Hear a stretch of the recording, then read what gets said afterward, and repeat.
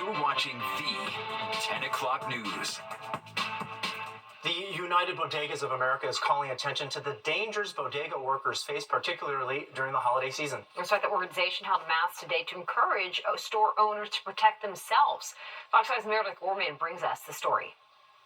The holidays are a dangerous time of year for bodega owners who say that they see increased levels of crime against them in these months. Even if something happens and I call the cops, no one shows up. United Bodegas of America putting on a mass at Church of the Intercession to honor and pray for bodega workers who have lost their lives over the past decade and to encourage owners to protect themselves on the job.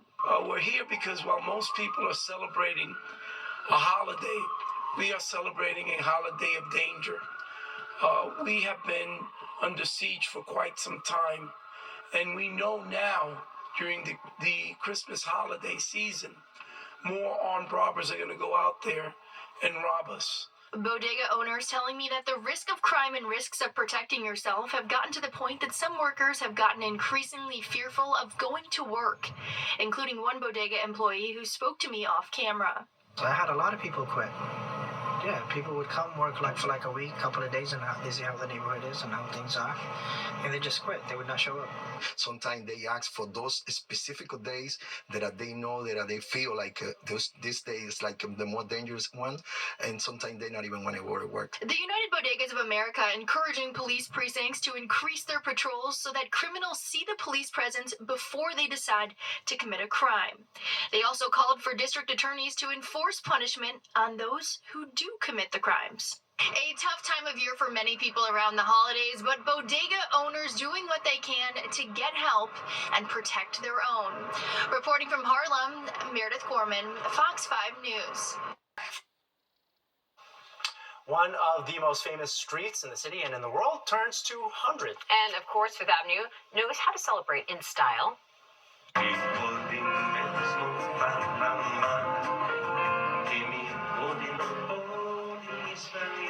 Well, a stretch of Fifth Avenue from 48th to 55th Streets was shut down for a massive birthday party. There was live music, food, pop-ups, and even a birthday cake.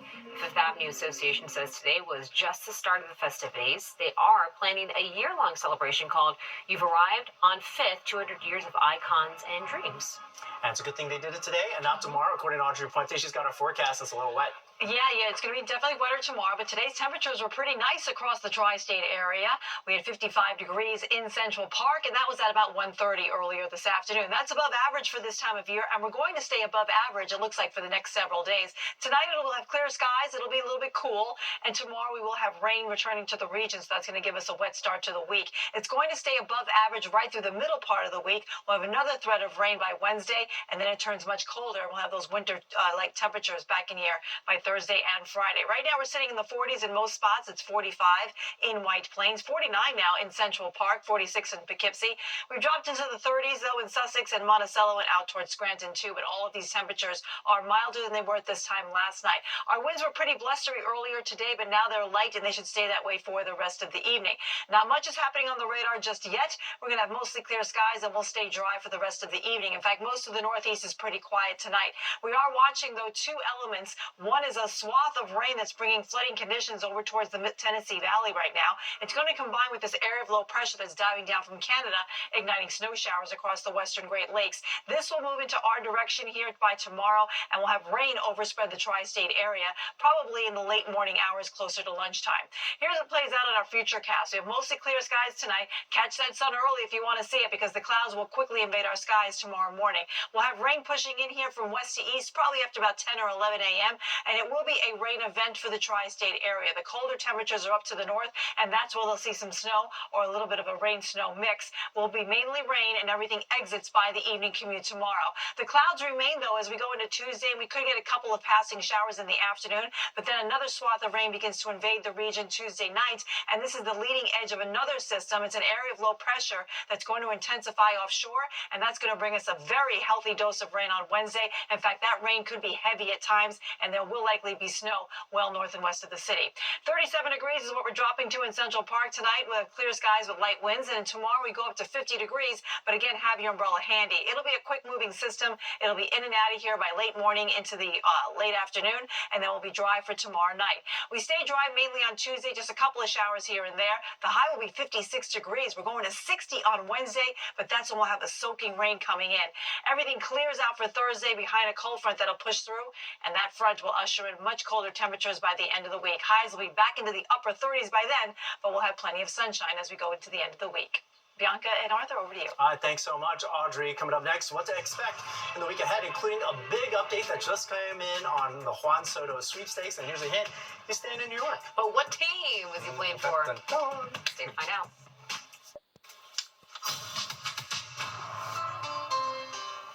It is time now for a look ahead at some stories happening this week. Nurses on Long Island hitting the picket line. The nurses from Mount Sinai South Nassau say they're fighting for a fair contract with safe staffing, fair wages, and health benefits.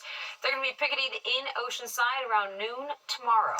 And baseball's winter meetings will get underway tomorrow. They last until Thursday. The big question, will or was Juan Soto signing with which team during the meetings? And we have some breaking news on that because we do appear to have that answer. According to multiple reports, Juan Soto staying in New York. However, Yankees fans are going to be sad about this one. He is going to the Mets. So those reports are indicating he signed a 15-year contract worth $765 million. And Tina's going to have a lot more of this coming up. Okay.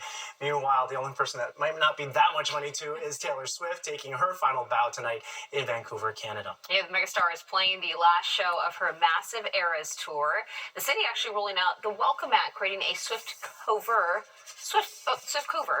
This is an art installation where fans take pictures, exchange bracelets. The Eras tour lasted nearly 2 years and traveling to 149 cities around the world.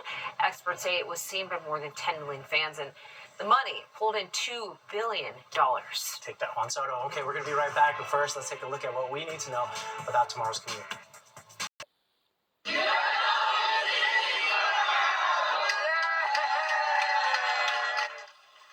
Big surprise this weekend for the family of a little girl with a big heart, thanks to the organization Baking Memories for Kids.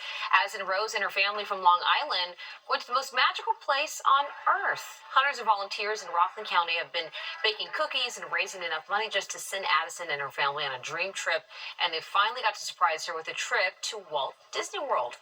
Addison has cerebral palsy and needs round-the-clock care. And that is all we've got for tonight. You're all caught up for the week. If you've missed any part of the 10 o'clock news, you can always catch in Encore on our free streaming app, Fox Local. Just scan the QR code on your screen to download the free Fox Local app on your phone, where you can stream our newscasts anytime.